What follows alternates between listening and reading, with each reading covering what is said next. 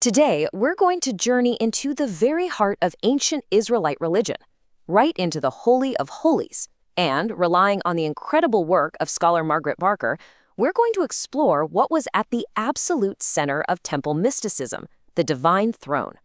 We're about to uncover a vision of reality that's been, well, hidden for millennia. Our whole investigation really kicks off with a question that seems simple, but is actually incredibly profound. You see, the Second Temple in Jerusalem was the center of Jewish worship for centuries, and it had this one room, the most sacred space, called the Holy of Holies.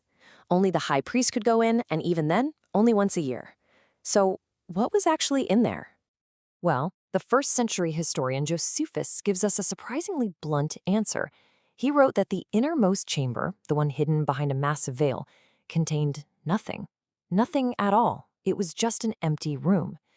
And that right there, that historical fact, presents us with a huge puzzle.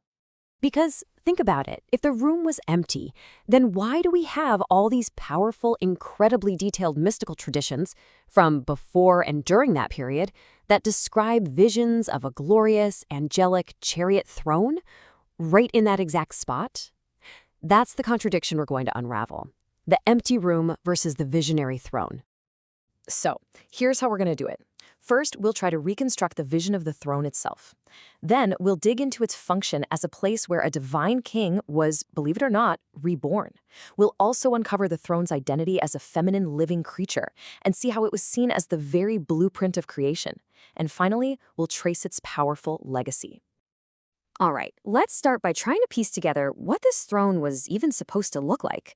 The thing is, the ancient texts don't exactly make it easy on us. They give conflicting accounts, which, honestly, is our first big clue that we're dealing with something much more than just a piece of furniture. And what's really interesting here is the discrepancy. The Book of Chronicles tells us that Solomon's original throne was this golden chariot with two gigantic cherubim whose wings stretched across the whole room. But then, when the prophet Ezekiel has a vision of that very same throne, he sees something different. He sees a sapphire throne sitting on a crystal platform, held up by 4 living creatures, or cherubim. So is it 2 cherubim or 4? The point isn't about which one is right. The difference itself tells us that this was a visionary reality, something people interpreted and described differently, not just some static object. So what do these cherubim even represent? Well, the first-century philosopher Philo of Alexandria gives us a really fascinating insight. He says that the Hebrew word cherubim actually means, in Greek, full knowledge and much science. So you see, the guardians of the divine throne aren't just some mythical creatures. They were symbols of the highest wisdom and knowledge, pouring out from the divine presence. And this idea, the throne as a source of knowledge, is absolutely crucial. And building on that, the throne wasn't just a symbol of knowledge. No, it had an absolutely staggering function. It was an active site for a ritual of transformation, a place where a human being could literally become divine. Now, the key to this whole ritual is hidden in what Margaret Barker calls a mutilated psalm. Take a look at Psalm 110. In most of our Bibles, verse 3 sounds very poetic but a little vague. But if you analyze the original Hebrew and account for some likely scribal errors, where similar-looking letters got swapped over time, a much more concrete meaning just leaps out. Upon the holy mountains becomes in the beauties of holiness, which was a known term for the Holy of Holies, and the phrase about youth becomes a direct declaration, I have begotten you. All of a sudden, the psalm shifts from just poetry to a script for a divine birth. This restored psalm basically lays out a 4-step ritual. It's a process called theosis, which just means deification, or becoming divine. So, step 1. The human king enters the beauties of holiness, that sacred chamber. Step 2.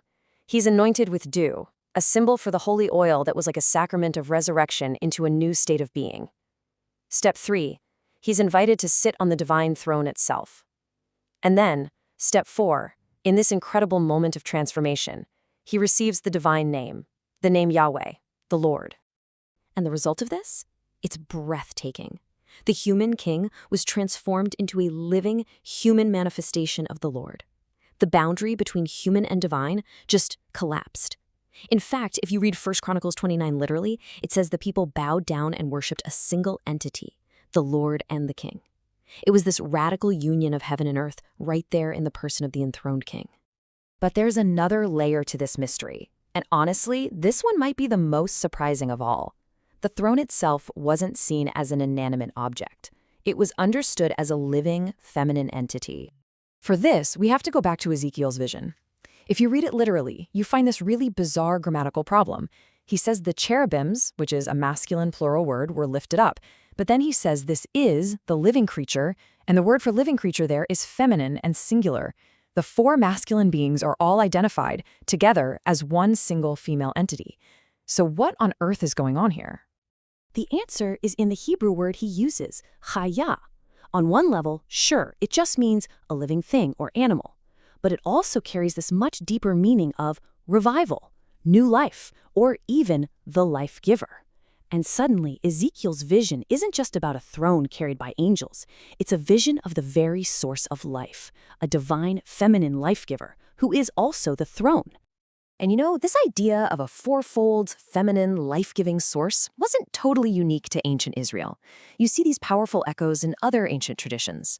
I mean, in Egypt, the goddess Isis was literally the deified throne. She was the mother who gives birth to the king when he sits on her.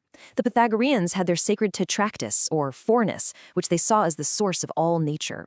And much later, Gnostic texts talk about a figure named Barbelo, a fourfold female divinity they called the womb of everything.